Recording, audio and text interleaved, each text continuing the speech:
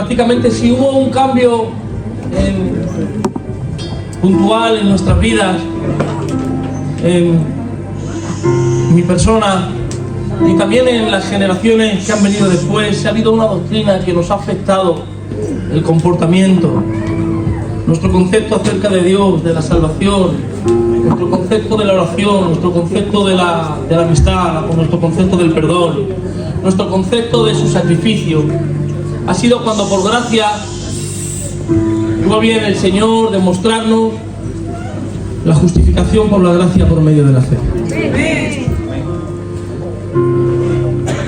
Hoy se cumplen 20 años exactamente desde que compartimos por primera vez esta enseñanza a este mismo grupo, pues que hoy ya tienen pues 30, 32, 20 y tantos. Amén.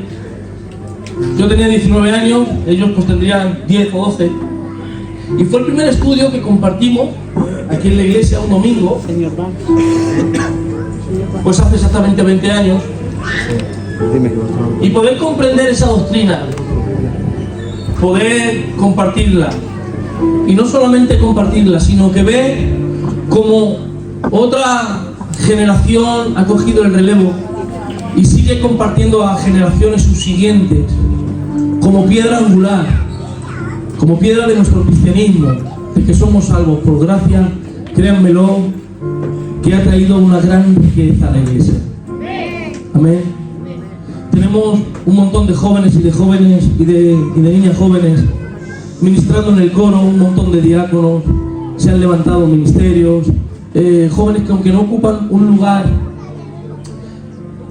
sirviendo en la iglesia, tienen identidad de cristianos. Y créanmelo, que si ha habido un punto principal que haya marcado a esta generación, si algo encendió una chispa que no se ha vuelto a apagar, si ustedes quieren saber de dónde se deriva el fuego que cayó sobre esta generación, que gracias a Dios hay un gran porcentaje que se han mantenido, que han perseverado y que siguen sirviendo y creciendo, ha sido gracias a que pudimos comprender lo que significa ser justificados por medio de la gracia del Señor.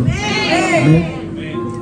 Así que como las experiencias son varias y de varias personas, van a haber 3 o 4 niñas que van a compartir una alabanza y también van a hablar 2 minutos acerca de su experiencia, de lo que ha sido para ellas la justificación.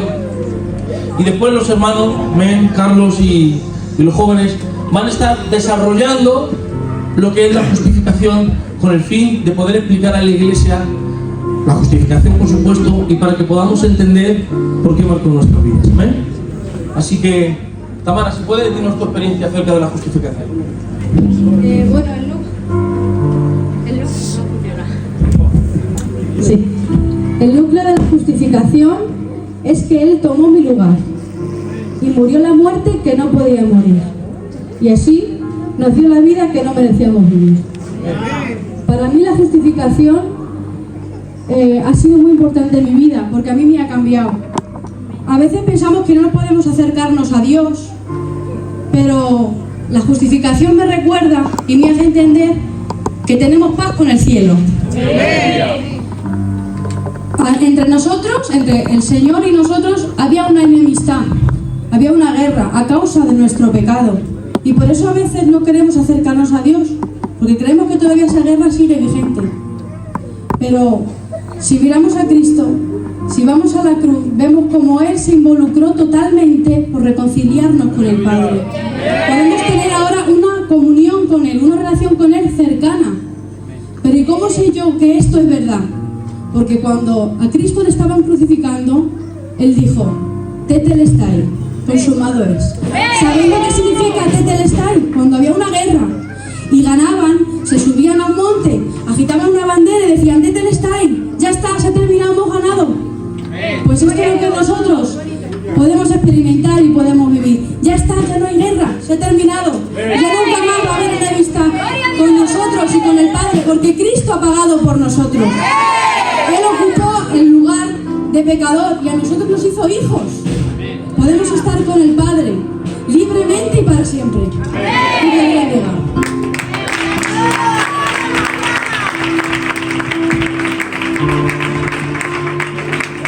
Mi lugar era la cruz.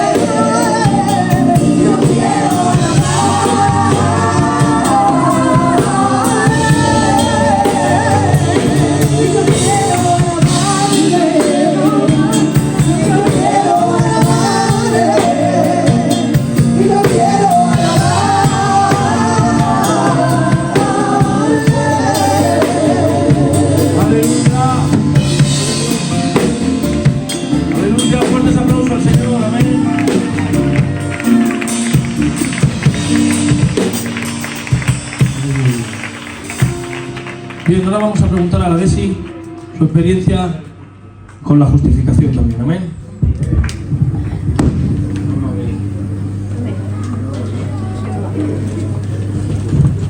Bueno, que Dios os bendiga. Quiero hablar de lo que ha marcado para mí la justificación. Y bueno, otra parte central de la justificación es la gracia. La gracia quiere decir que hemos sido salvados sin costo, es decir, que es gratis. Pero el hecho de decir que la salvación es gratuita para nosotros no quiere decir que no haya tenido ningún costo. Ese costo ha sido la sangre de Jesús, que ha sido derramada para salvarnos. Y no fue fácil. La Biblia dice en Isaías 53 que no había ni hermosura ni padecer sobre él. Lo que está diciendo ahí es que le habían herido tanto, de tal manera, tenía tantas heridas, había sangrado tanto que no parecía un ser humano. O sea, Jesús, que yo creo que es un ser hermoso físicamente, lo tiene que ser. Dice la Biblia que en otras traducciones, como decía el otro día nuestro hermano Joaquín, decía que parecía un animal. O sea, ese aspecto que Dios tenía, ese sufrimiento, ese dolor que Dios sufrió, fue por ti. O sea, ¿es gratuito? ¿Es gratis? Sí, pero a Dios le costó su sangre. Así que me gustaría que pudiéramos pensar en ese dolor que Dios sufrió por nosotros a la vez que estamos cantando esta alabanza, ¿vale? Que Dios os bendiga.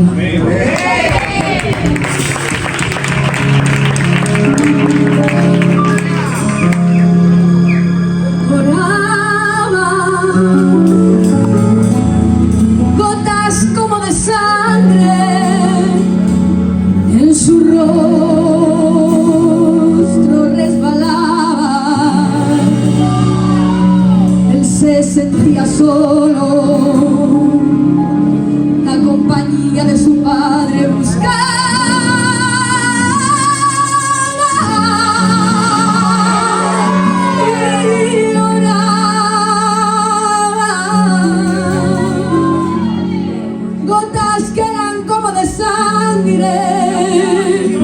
En su rostro resbalaba. Él se sentía solo, la compañía de su padre buscaba.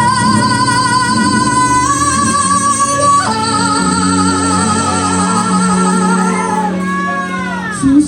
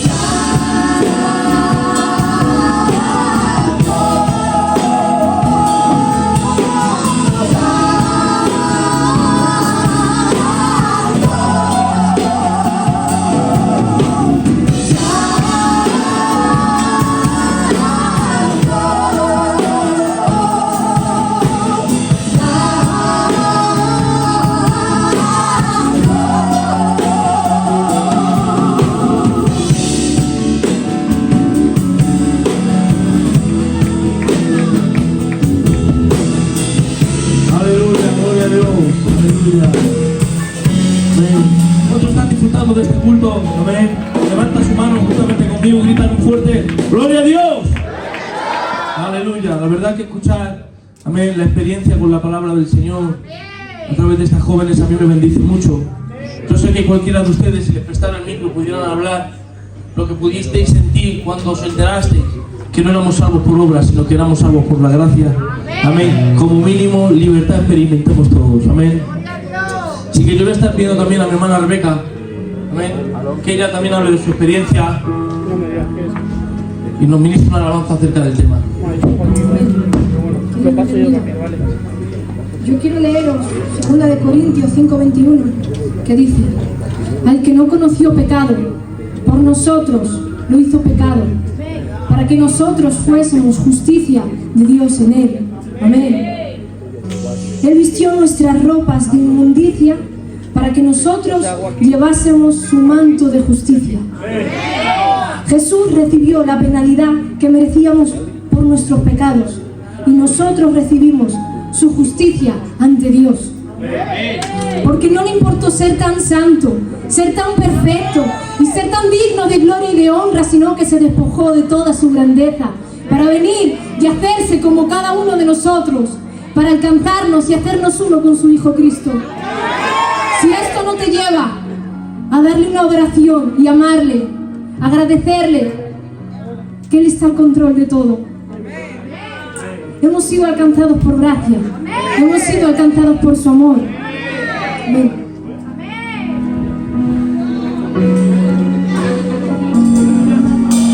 ¿Cómo puede ser que el bueno y justo se hizo de fuera a morir? Por el más vil pecador, como siendo yo su enemigo, sufrimiento en mi lugar tomó.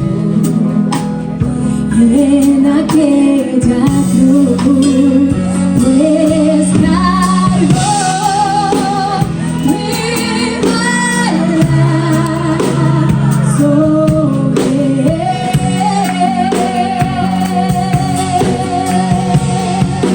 Su rectitud por la fe brillaré.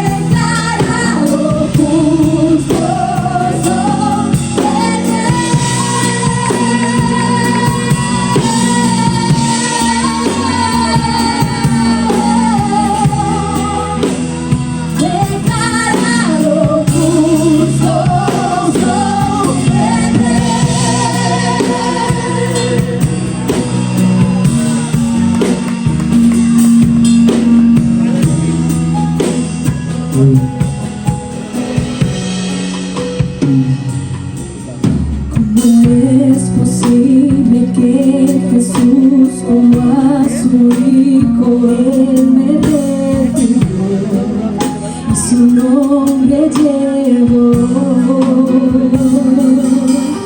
Su perfecta vida dio obediencia al Padre, yo creer Él me otorgó y perdón me dio, pues cargó mi maldad sobre él.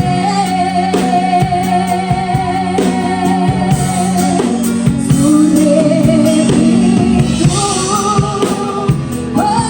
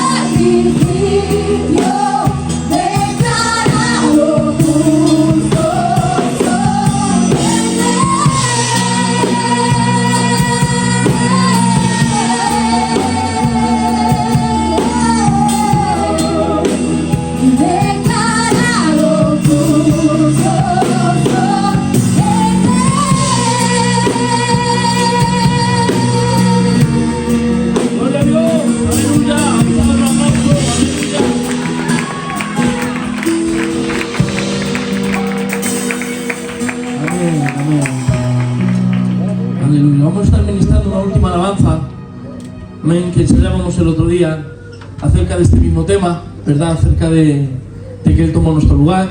Y también le preguntamos a la Noemi, amén, que ya nos ministre una alabanza acerca de la justificación. La Biblia dice en Isaías 55:5: mas el herido fue por nuestras rebeliones, molido por nuestros pecados. El castigo de nuestra paz fue sobre él, y por sus llagas fuimos nosotros curados. La justificación nos enseña que somos tratados como santos, en la medida en la que él fue tratado como un pecador. Por sus llagas somos sanos, por su muerte tenemos vida, y es por su gracia que hoy tenemos acceso hacia el trono de su salvación. Por eso en esta tarde te digo que te sientas dichoso, que disfrutes de este don tan inmerecido que nos ha dado el Padre, de poder disfrutar con Él de los manjares que tiene para cada uno de nosotros. Amén.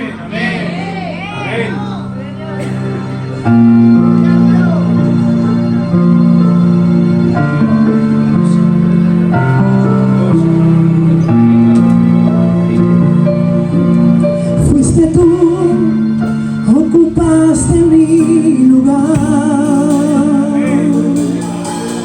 Fue tu amor, luz en mi oscuridad. Fue por mí, soportaste el sufrimiento y la carga del pecado. No merezco tanto amor que por mí pagaste el precio. Tanto amor transformado en sufrimiento, su sangre me ha limpiado y su gracia me ha abrazado. Él me mira con amor. Es por su llaga que yo soy sano, es por su muerte que tengo vida, es por su gracia que tengo acceso, es por Jesús. Es por su llaga que yo soy sano, es por su muerte que tengo vida, es por su gracia que tengo acceso, es por Jesús.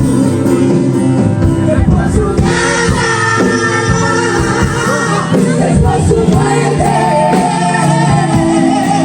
es por su gracia, es por Jesús. Es por su llaga, es por su muerte, es por su gracia, es por Jesús. Es por su gracia que yo soy sano, es por su muerte que tengo vida, es por su gracia que hoy tengo acceso.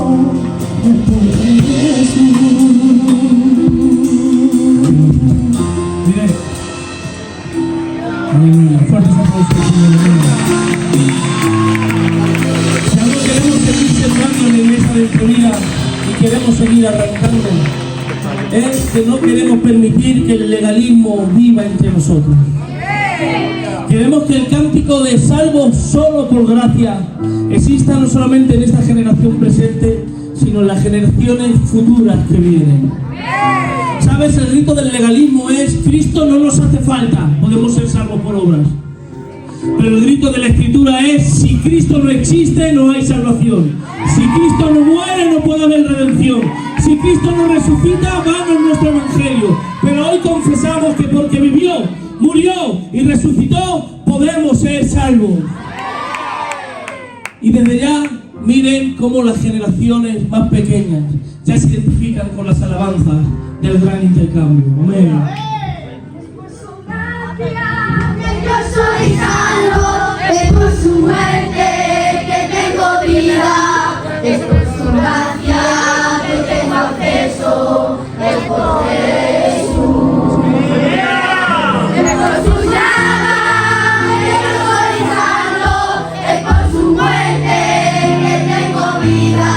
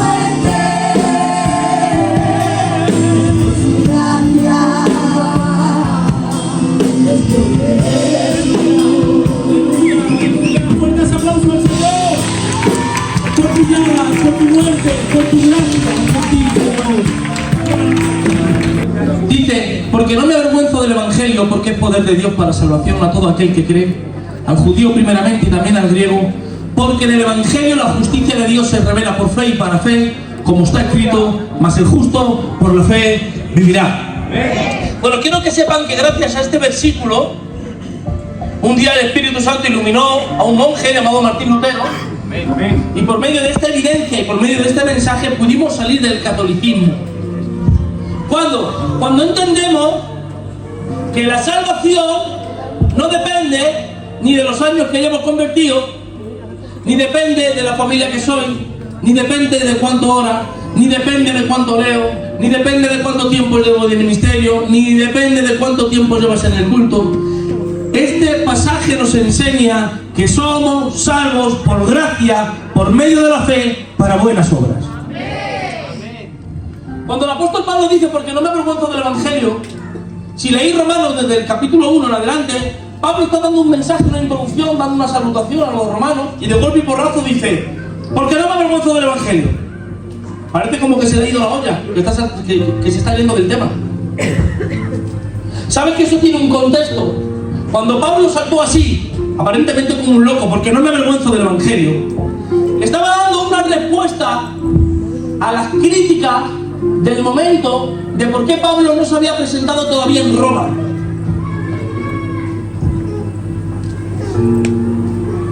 En Roma ya había una iglesia y se hablaba de un Cristo crucificado, y de un Cristo resucitado, y de un Cristo glorificado, y de una salvación por gracia. Y la gente le decía a la iglesia, ¿y dónde está vuestro mayor representante? ¿Dónde está vuestro apóstol? ¿Dónde está ese criterio tan bueno? ¿Dónde está esa doctrina? En Roma estaban los mayores pensadores, los mayores filósofos. Y decían, ¿cómo va a venir ese apóstol a nosotros que somos los filósofos? Criados a los pies de Platón, de Aristóteles, de todos esos filósofos. ¿Dónde va a venir ese con la Biblia? A lo que les escribió Pablo. Decirles a esos pensadores, decirles a esos sabios del siglo presente, decirles a todos los espiritistas y a todos los falsos maestros, que a diferencia de vuestro mensaje, que puede enriquecer mucho vuestro intelecto y vuestra cultura, a diferencia de ellos, mi mensaje trae salvación de los pecados. Como decía un teólogo, mejor que la noticia de darle a un preso, eres libre, y de a un enfermo estar sano, la mejor noticia que hemos podido recibir es que somos justificados por la gracia de Dios. Así que la palabra justificación se relaciona con un ambiente judicial. Y si quieren ponerse ustedes en contexto, tienen que entrar a su mente como si estuviéramos en un juicio, donde el juez es Dios, donde los delitos son nuestros pecados, amén, y donde el acusado somos nosotros. En dicho juicio no va a haber parcialidad, porque quien juzga es Dios. Y notar que lo que están diciéndonos y lo que el Evangelio nos está demandando es que para entrar al cielo tenemos que ser justos.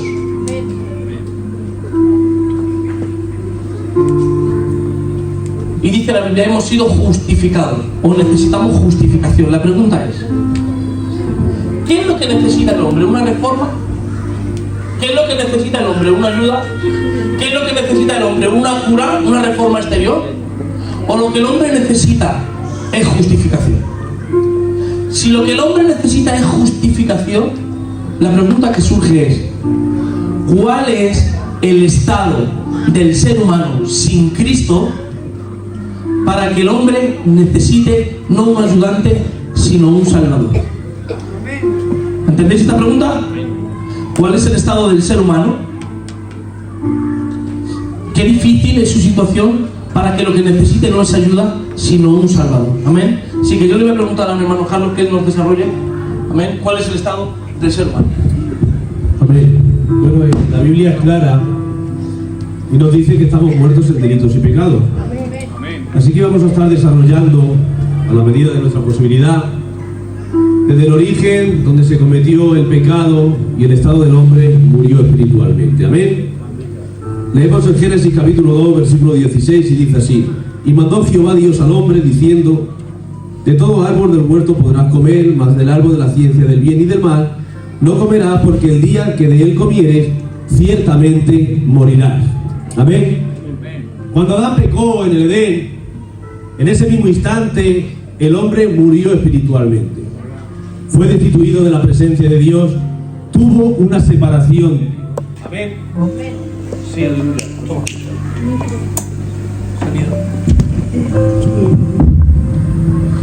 Fue separado de la presencia de Dios. Por lo tanto, el hombre necesita la justificación de Dios para que esa relación se sanara y pudiéramos tener comunión de nuevo con el Padre. Ahora bien, Adán era el representante de toda la humanidad. Por lo tanto, cuando pecó, ese pecado, esa culpa, fue imputada a toda la humanidad entera. Por lo tanto, en Adán somos todos culpables y somos considerados todos muertos en delitos y pecados por el pecado de Adán. Y así lo dice la Biblia en Romanos capítulo 5, versículo 12. Por medio de un solo hombre el pecado entró en el mundo y por medio del pecado entró la muerte. Fue así como la muerte pasó a toda la humanidad porque todos pecaron. A ser nuestro representante, tanto las bendiciones también iban a ser imputadas, también la culpa fue imputada a nosotros. Hay quienes dicen que por qué nosotros podemos tener culpa si nosotros no fuimos los que pequemos.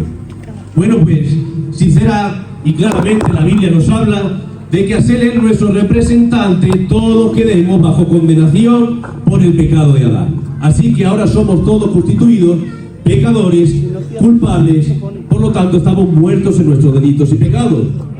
Dice Romanos 5:18, así que por la transgresión de uno, en este caso Adán, vino la condenación a todos los hombres, de la misma manera por la justicia de uno, en este caso Cristo, vino a todos los hombres la justificación de vida. Amén. Es hasta el punto que llevamos esa culpabilidad, esa muerte, que dice el Salmo 51, he aquí que en maldad he sido formado, y en pecado me concibió mi madre. Es decir, el hombre no es considerado pecador porque peca, sino que es considerado pecador por naturaleza. Es por eso que el salmista dice que desde el vientre de su madre ya era considerado como pecador. Por lo tanto, todos nacemos en pecado y todos nacemos bajo condenación. Toda la humanidad queda esclavizada en el pecado por el pecado de Adán.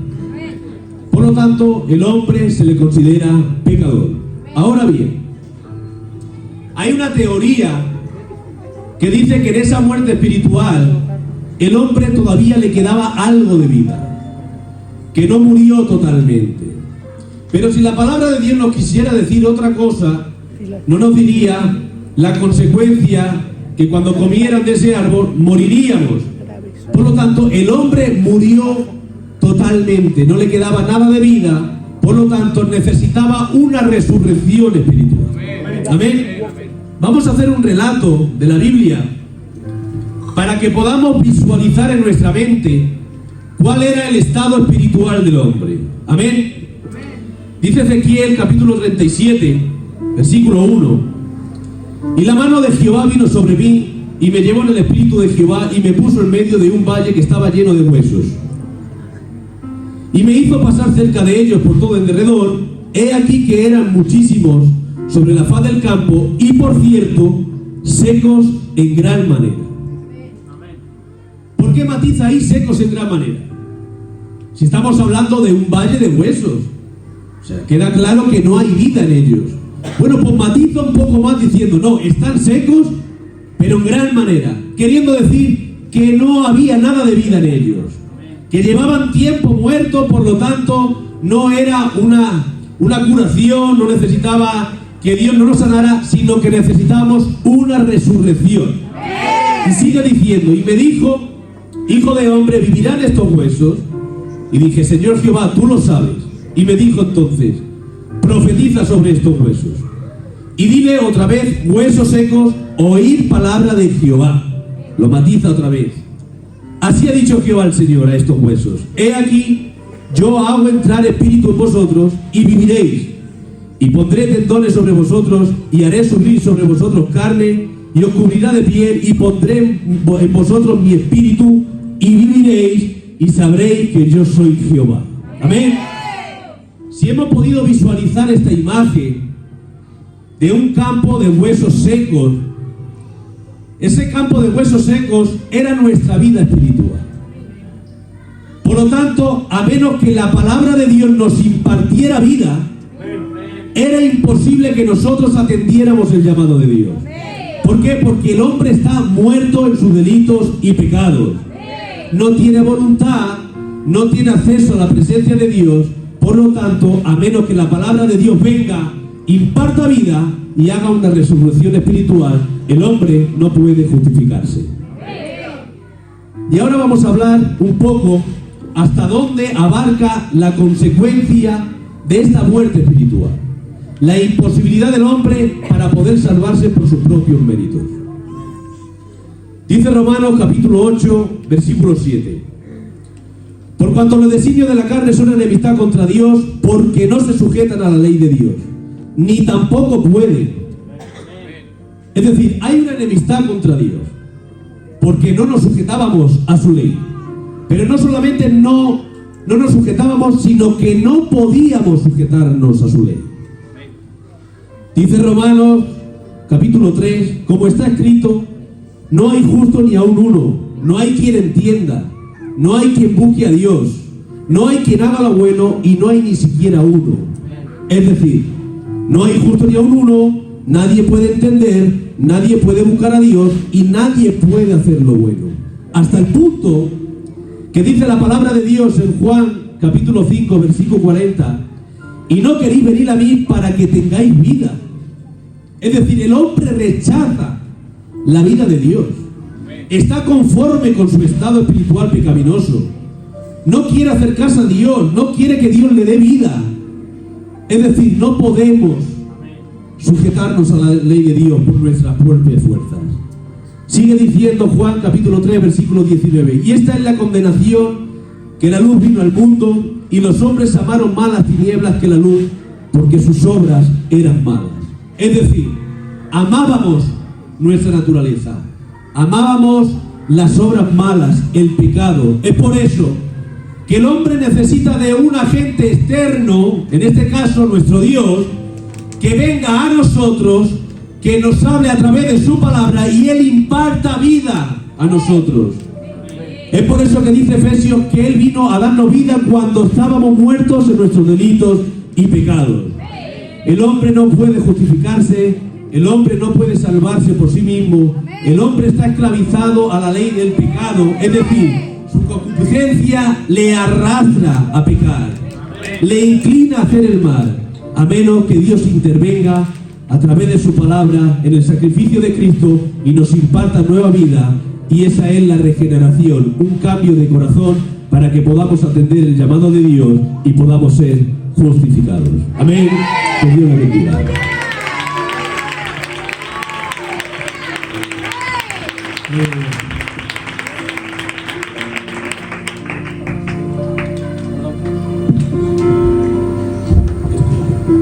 Ahora el problema, voy a ir rápido, se intensifica, porque el problema del hombre no solamente lo que ha hecho, sino que se intensifica cuando miramos contra quién se hace. Es decir, un ejemplo muy fácil. Si ahora mismo yo voy por la calle y un señor me agrede, me pega un tortazo y lo ven los guardias, como mucho se puede tirar 3 días en el calabozo, ¿verdad? Pero si hay por aquí una manifestación que viene el presidente a hablar y se atreve a darle un tortazo al presidente, lo que le cae no son 3 días de calabozo, le puede caer incluso prisión, porque aunque el hecho es el mismo, es un tortazo, no obstante no se ha cometido contra la misma persona. ¿Me entienden? A la pregunta de ¿Qué merece el pecado en contra de un Dios santo? La Biblia nos enseña que pecar contra un Dios santo merece un infierno eterno. La Biblia dice y enumera la lista de los que se van a ir al infierno: los asesinos, los inmorales, los chismosos. ¿Chismosos? Pero ¿cómo puedes comparar un pecado tan grave culturalmente con un pecado socialmente tan practicado? Porque el pecado no se mide por lo que es solamente, sino contra quién se está cometiendo. Así que el Carlos termina diciendo que estamos muertos en nuestros delitos y pecados y que no tenemos facultades espirituales para poder acercarnos al Señor.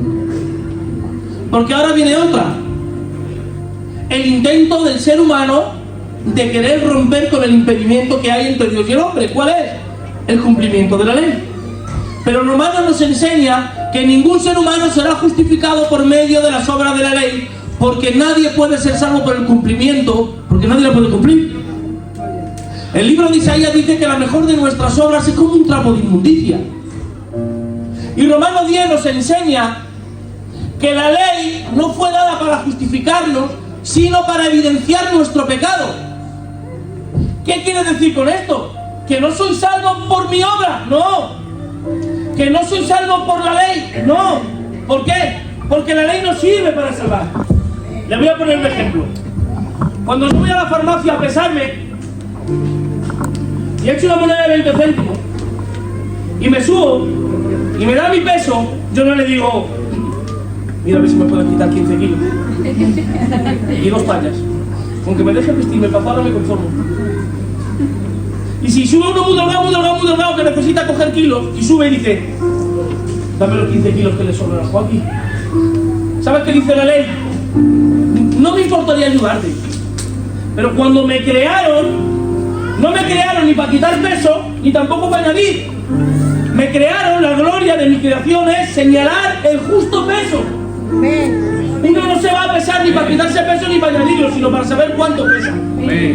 La ley que Dios nos dio no fue dada ni para quitar pecados ni para añadir, sino que para que cuando fuéramos confrontados por ella, pudiera evidenciarse en nuestra vida lo que hay en nuestro corazón. Intentar salvarse por medio de la ley es igual de tonto de querer calentar la comida en medio de un congelador. No fue dado para eso. La ley fue dada para manifestar la evidencia de nuestro estado. Y cuando nos subimos en la ley, al igual que en la báscula, la ley dice: pecador. ¿Por qué? Porque no solamente estamos pecando contra un Dios santo, sino también contra un Dios omnisciente.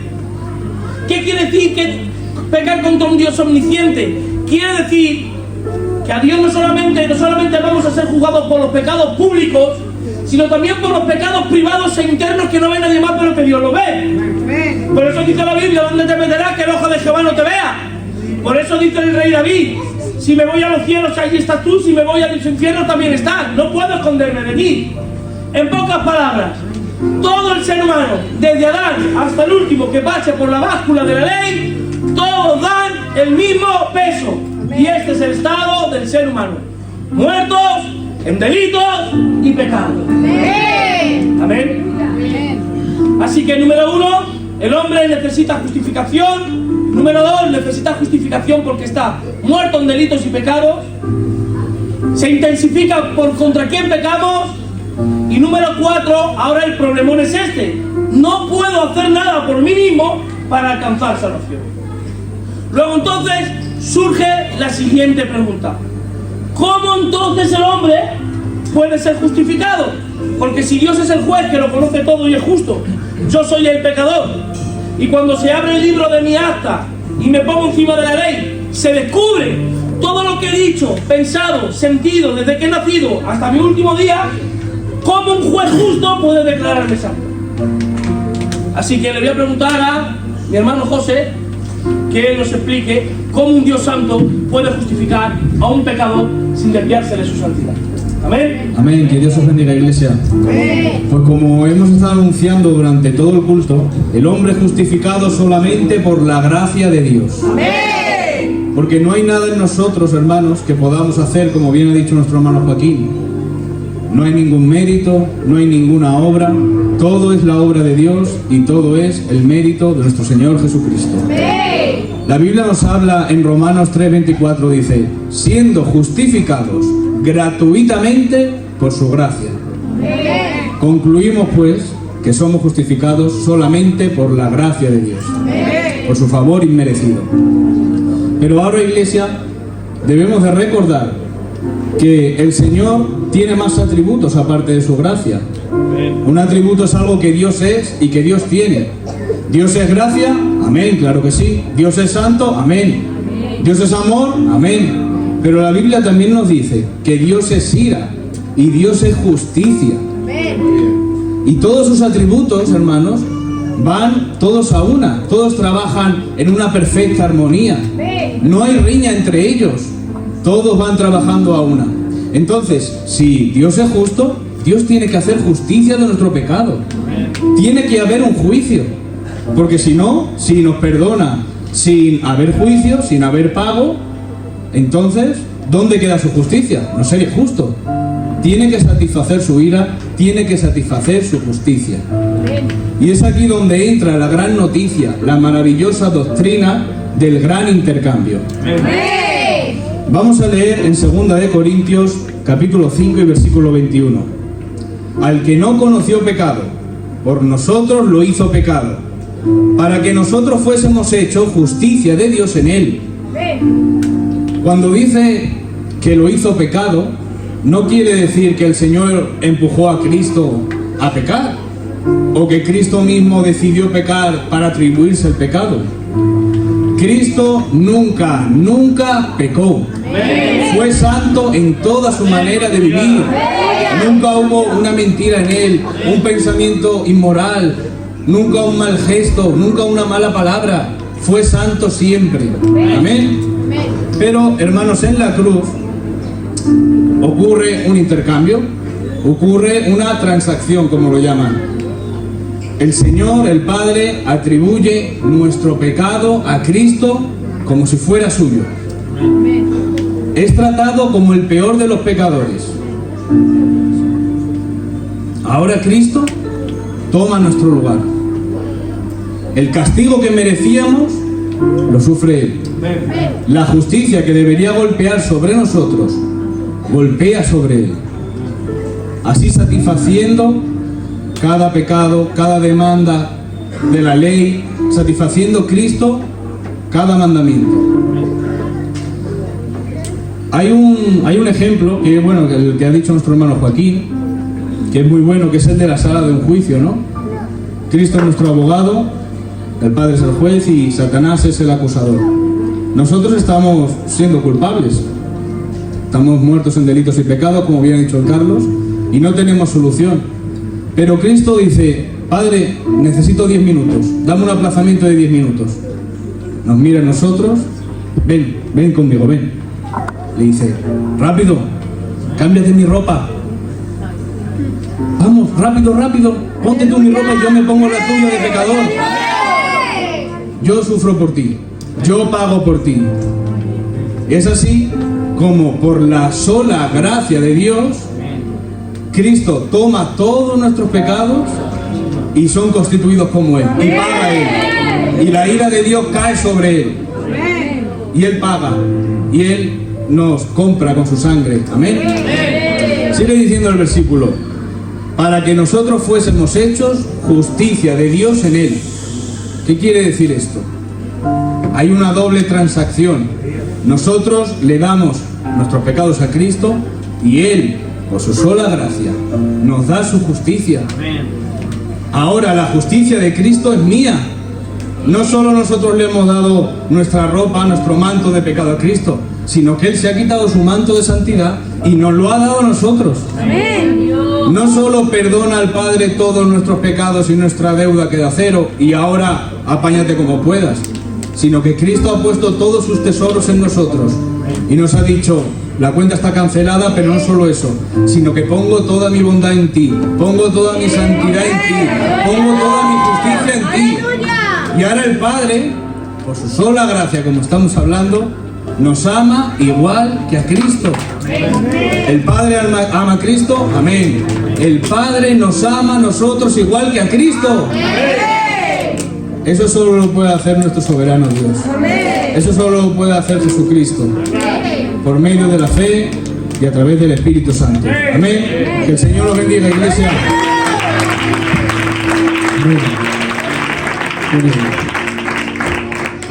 La diferencia que hay entre la justificación de los pecados y el perdón de los pecados es abismal. Porque el perdón elimina la condena presente, mientras que la justificación elimina el historial. Les digo esto muy rápido, miren.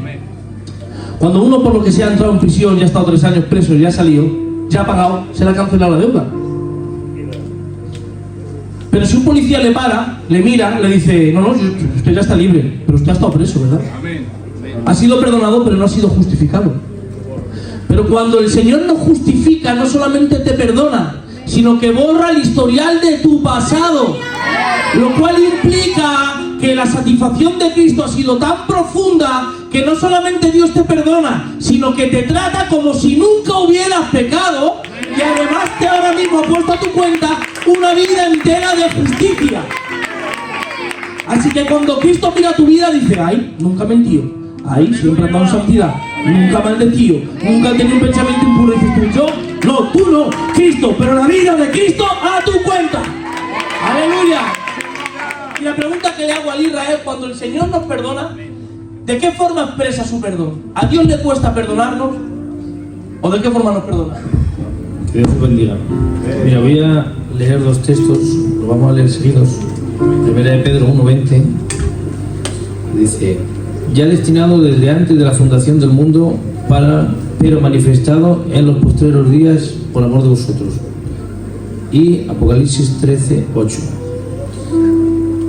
y le adoraron todos los moradores de la tierra cuyos nombres no estaban escritos en el libro de la vida del Cordero que fue inmolado desde el principio del mundo. Vale. Entonces, estos 2 textos, leyéndolos, uniendo, me indican que si fue destinado desde antes de la fundación del mundo, es que el Padre ya estaba perdonando su perdón desde antes de la fundación del mundo. Y si fue inmolado desde el principio, nos enseña que el Padre se apresuró a perdonarnos desde el primer momento que pudo hacerlo.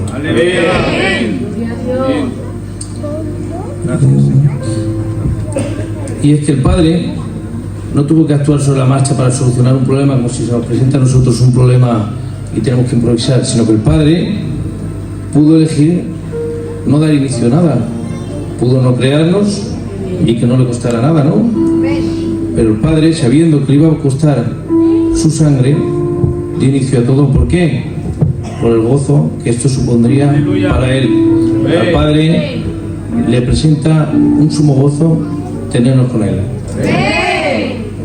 Y voy a poner un ejemplo que es para mí el que más se aproxima para que nosotros podamos entender lo que el Padre siente al tenernos perdonados, al tenernos con él, al librarnos de su ira, de su castigo, ¿no?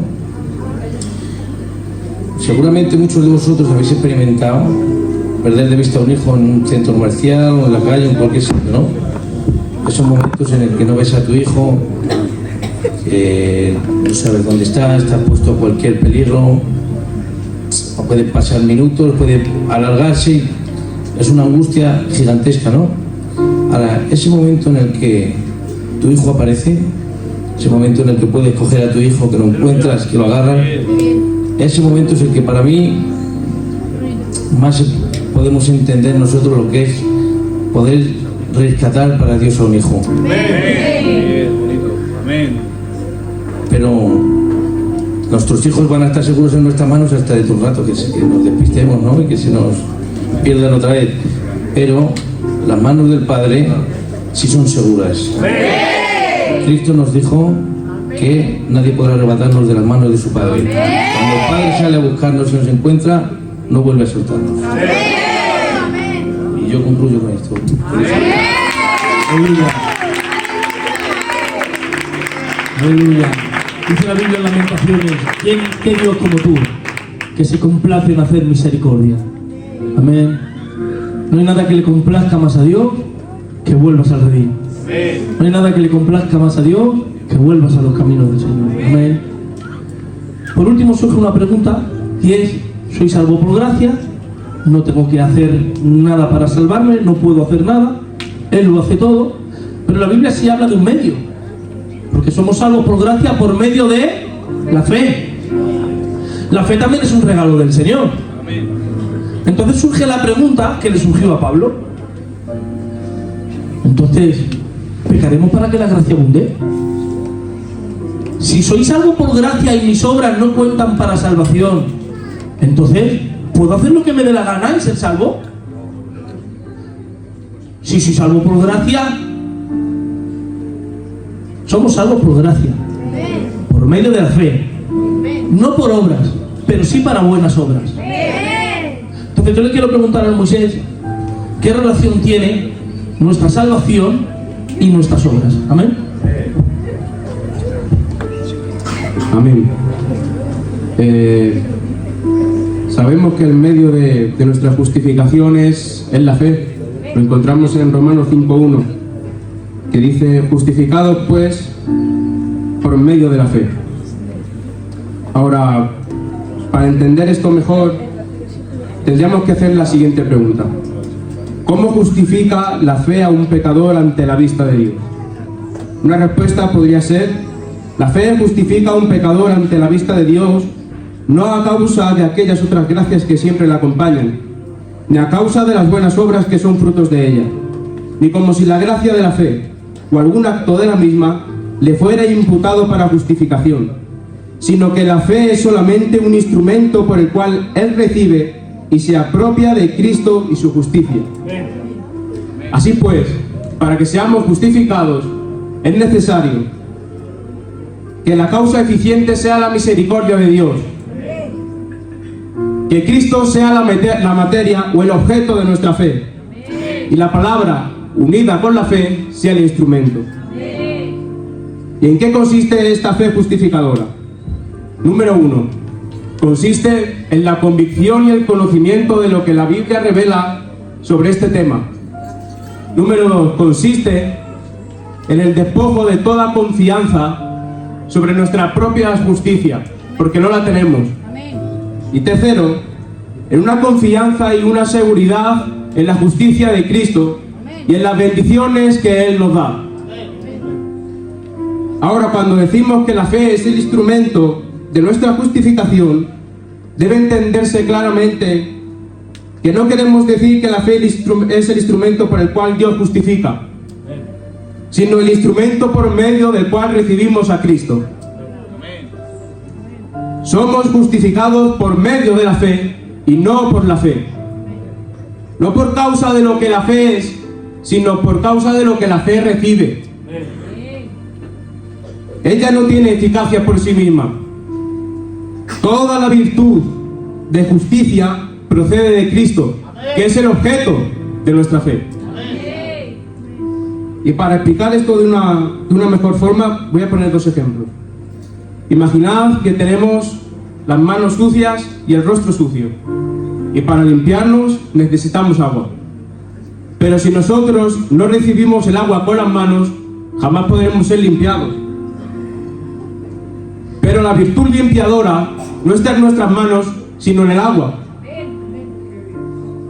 Al recibirla con nuestras manos, unimos el agua con nosotros, y de esta forma somos limpiados. Asimismo pasa con la fe. La fe se apropia de lo que Jesús nos da, que es su justicia. La eficacia está en la sangre de Cristo y la recepción de ella en nuestra fe. Y el siguiente ejemplo es: la justicia de Cristo no es mía hasta que yo la acepto como el regalo del Padre. El pecador creyente es justificado por fe solo instrumentalmente, así como él vive por el comer solo instrumentalmente. El acto de comer es aquel por el cual él recibe y se apropia de la comida. Estrictamente hablando, él vive solamente por el pan, pero no por el comer. Y estrictamente hablando, el pecador es justificado solamente por el sacrificio de Cristo, no por el acto de creer en este.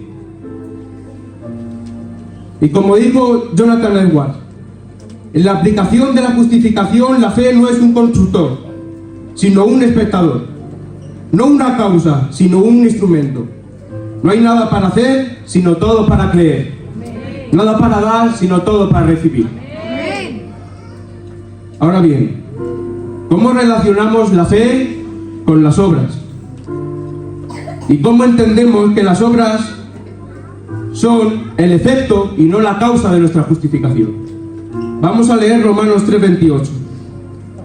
Concluimos, pues, que el hombre es justificado por fe sin las obras de la ley. Este versículo nos deja claro que el hombre no se justifica por las obras, sino que se justifica solo por la fe.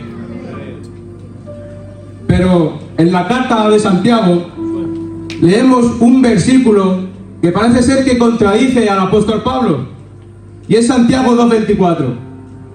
Vosotros veis que el hombre es justificado por las obras y no solo por la fe. Parece ser que los dos apóstoles se están contradiciendo entre sí. ¿Pero verdaderamente existe una contradicción? No, no la hay. Y para explicar esto, vamos a explicarlo con el siguiente cuadro. Dibujamos un cuadro en nuestra mente, un cuadro de información, y lo dividimos en dos.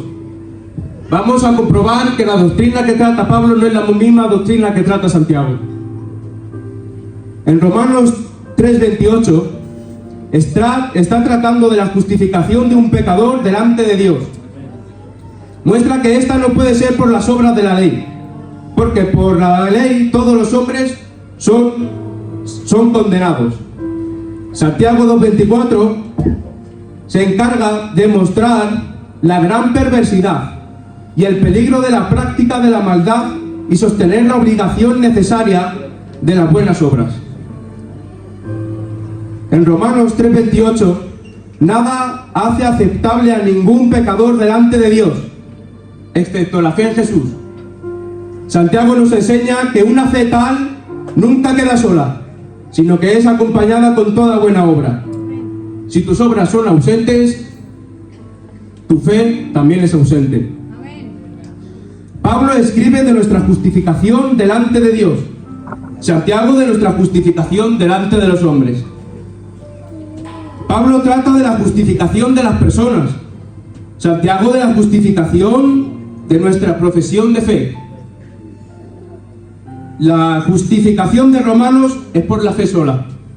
La justificación de Santiago es por una fe que obra por el amor. Haciendo esta comparación podemos ver que no se contradicen.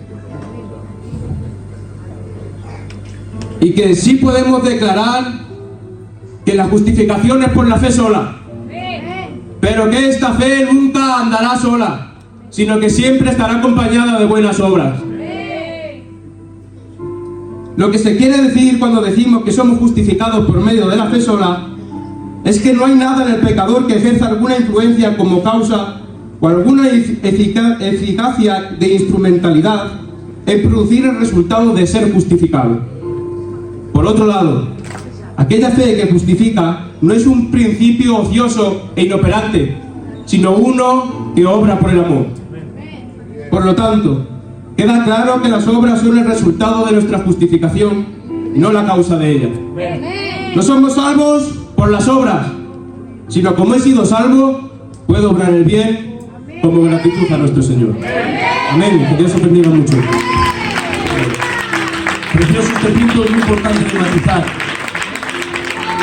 Santiago está hablando, cuando dice la fe sin obras está muerta, está diciendo que la verdadera fe, somos salvos por fe. Pero si tu fe no produce obras, tienes que examinar si tu fe es verdadera. Porque la verdadera fe, cuando es sembrada en el corazón, hay un cambio de vida. Luego, si no has tenido un cambio de vida, tienes que examinar si has tenido un cambio de fe. Amén. Salvos por gracia, salvos por medio de la fe, salvos para buenas obras. ¿A cuántos les han hecho bien? Amén. Dicen un fuerte gloria a Dios y damos un fuerte aplauso a estos fenómenos, amén, que nos han enseñado la justificación por gracia. Esperamos que el Señor les haya podido bendecir. Amén. Vamos.